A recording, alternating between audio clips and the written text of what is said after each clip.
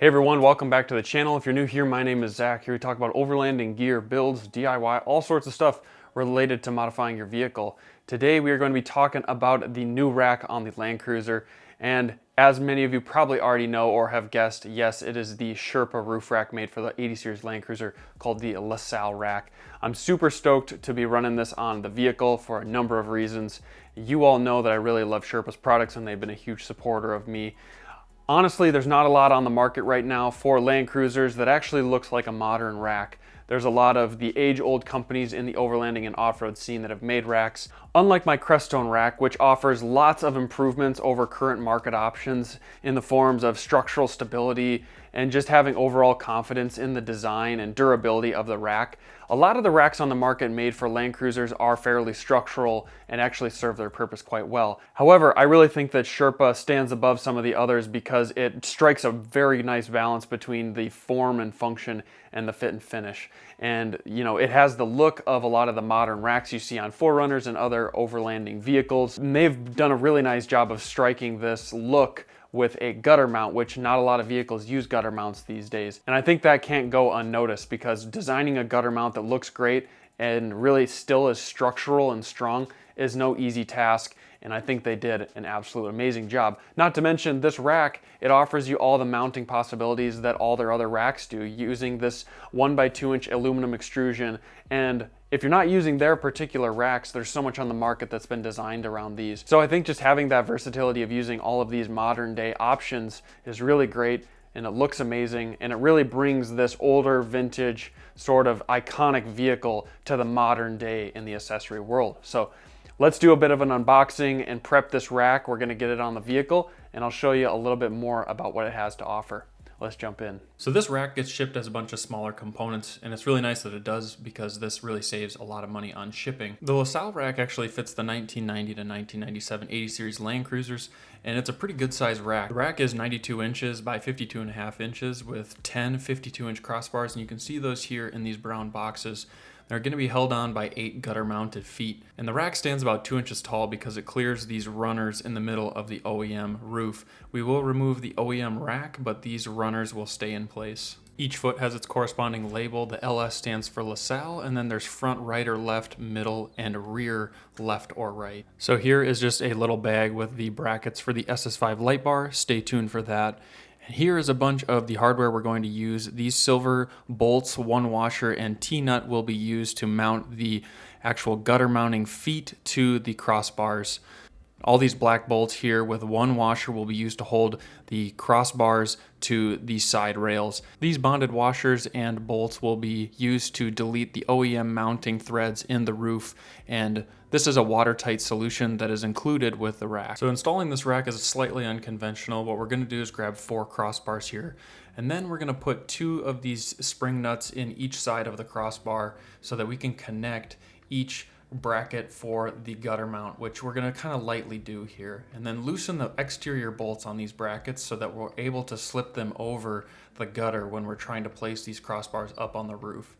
As you can see here, it's kind of all just loosely fit on there. Roughly, they're going to sit at the end of the crossbars, and this is just going to allow us to install all 4 crossbars here, which there's going to be 2 in the middle, 1 for the front, and 1 for the rear with the corresponding gutter feet. So at least for my rack, actually removing these brackets was quite easy. There's just 8 Phillips screws that I had to pull out, and I used a ratcheting impact so that I could maybe break free some of the corrosion and rust holding them in place. And don't bother removing the crossbars because they're just going to pop right out. Here's the actual brackets. They've got these kind of beat up washers and stuff with inside of them. Thankfully these were waterproof, but I'm glad that we're taking these off of the vehicle. And then you're going to notice that underneath these is actually pretty dirty and gross, and so now it's time to clean these up a little bit and get them more respectable. So I'm no detailer here, and I don't want to recommend anything in particular, but what I did was I used hot water and soap to just clean off the dirt initially, and then I went back and cleaned it off with some isopropyl alcohol. As you can see, there's a fair amount of dirt, rust, and the exterior was rubbing on this paint, so there's like exposed either metal or primer. So hopefully we can clean up some of the rust on these OEM threaded spots on the roof. Again, I don't claim to be a detailer or an auto body guy by any means, but I just tried to clean this up. There was surface rust within some of these areas, or at least really pitted and areas in really tough conditions. So I tried to smooth this out as best I could and hit it with some really fine grit sandpaper to clean this up. You can see how there's pitting in this. You can see the pitting in this paint that's been really bad, and because what we're gonna do is prep this at least for some kind of paint. In theory, you could remove a lot of this, or you could get a new paint job or have somebody come in and paint it and blend it, and maybe eventually I will do that, but all of this you can't see from the ground. So I figured better late than never to put on something to at least keep it protected and have an auto body person remove this in the future if we're gonna have this redone. You laugh, but I really wanted this to be protected well, so in the meantime I cleaned all the imperfections out of there, and hopefully this paint will hold nicely and keep it in good condition. If you haven't lived through rust in the Midwest, then you really don't know what we're going through here, and I really want to keep this Land Cruiser in as best a shape as I possibly can. So now what I've done is I've cleaned up those threads, I sanded those as best I could to remove the rust, and we're gonna just put a ton of silicone in those threads like you would typically do on a normal roof rack install. We're gonna use those included bonded washers and bolts included in this kit to put into these threads and seal them up so we're all good to go, and we can leave this area be and start installing the rack. At this point in the video, all I'm doing here is unboxing a bunch of SS5 pods. This is a 7-pod crosslink kit from Diode Dynamics in their sport version. It is the white lens with the driving lens type. And what we're gonna do here is just start assembling this. There's a bunch of brackets that go in between these pods. What I ended up discovering was I really needed 8 pods instead of 7 because this roof rack is 52 inches wide rather than my Forerunner rack, which is 47 inches wide. So just giving you a little bit of background. If you don't care about doing a light pod setup like this, all you're gonna do is bolt one of those extrusions to that wind fairing and mount that up on the front of this rack. I did not showcase that procedure because I don't plan to run the wind fairing, but that would be the process, and it's fairly straightforward, and Sherpa walks through how to do this on their install video. But if you are wanting to see this installed, I'm gonna walk through using the SS5 crosslink bracket from Sherpa. Okay, so now that we've got the SS5s all put together, we're going to start putting on the actual bracket. So the bracket goes on either side, and basically what we do is we use these included bolts to put everything on the extrusion, and then we're going to use the supplied hardware from the light bar itself for the ends of this bracket. So I'm going to open up the hardware in this bag. We'll use that, and then we'll get this all loosely mocked up on the extrusion. So I suppose first we'll get this put together on the extrusion. So first we're going to grab 2 of the longer supplied bolts. I believe these are a 7/16 head. We're going to put both of those through the side bracket and insert 2 T-nuts onto the side of this extrusion here.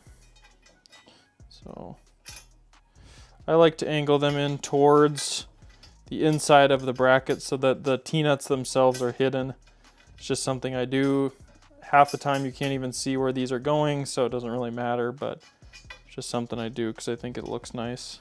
And technically you probably want to start with the brackets that are going to go in the middle, but since we got spring nuts, it doesn't really matter if you're just wanting to push them in like so rather than slide them in like I did for the other one.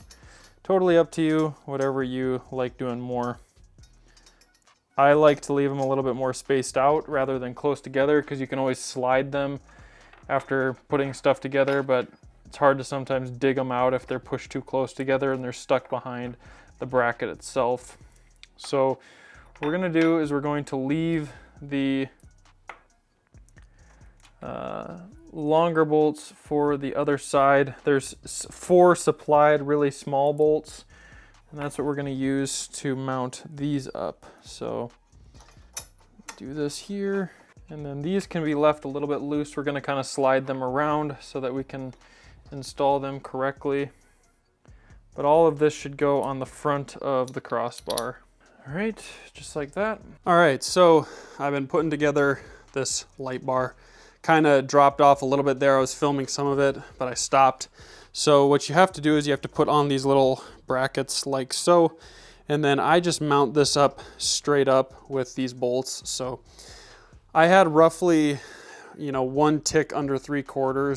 So whatever that would be, 11/16. So I had 11/16 on this side and the other side.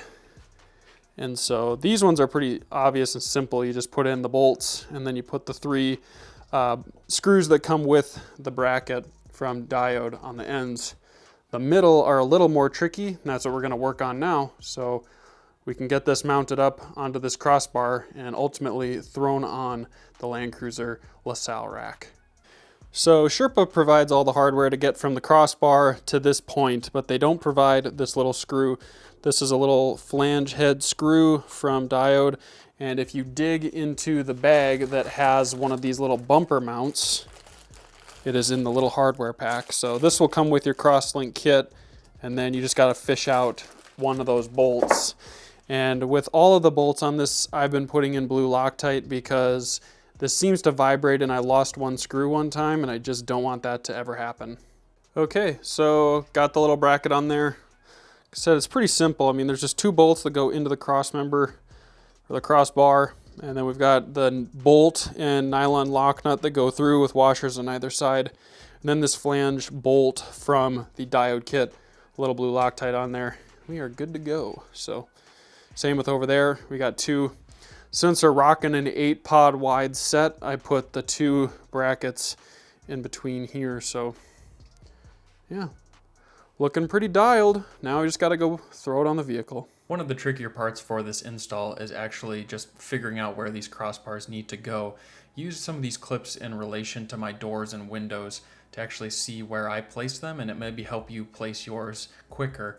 You can use the rails also to figure out the distances between them, and then kind of cross-check that with the roofline curvatures to make sure that the rack is set as the side profile should on the vehicle. And then you'll tighten down the feet before you actually tighten down the bolts that go to the crossbars, because the bolts that go to the crossbars are what you'll use to center the rack as you look at your vehicle straight on. But tightening down the feet, these aren't going to fully collapse. You just need to have these extra snug so that they aren't going to move anywhere. There you have it. Once you have those 4 crossbars on, you're just going to put the rails and the other crossbars up. There's a lot of adjustability here, and so you can configure these crossbars how you'd like. And once you've got the rails in a place that you like, you can start tightening everything down. This is kind of a part where you just have to go a little bit more organic and get everything to fit and look how you would like it to. So make sure that your tailgate opens, but other than that, you're good to go. Enjoy your new LaSalle rack. So there you have it. That's the LaSalle rack. I'm really stoked to be running this. It's going to offer me the look that I want when the rack is not loaded, and incredible mounting opportunity and structural integrity if I want to load a really heavy rooftop tent on it, if I want to throw a bunch of different accessories up on that rack. Basically, the options are endless, and I'm stoked to have the confidence in my rack and all of the options that the Sherpa rack is going to provide for the 80 Series Land Cruiser. So if you have any questions, feel free to comment them down below. If you forgot what it looked like, go to the beginning of the video, watch that initial trailer again. It's going to showcase you a bunch of different angles of this rack on the 80 Series Land Cruiser. And I really think this is bringing the build full circle. And if you didn't notice too, all of those diode lights up there, we're going to have a lot of cool DRLs and other things coming to this build that's going to make it look really sweet, very similar to how my 4Runner looks now.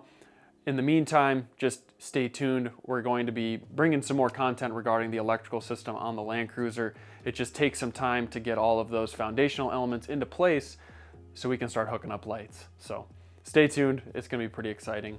And go check out this rack. I'll have it linked in the description below. As always, OVLDENG will get you 5% off at Sherpa. All that will be in the description. Go check that out. If you got an 80 Series Land Cruiser, I'd heavily recommend you check out this rack.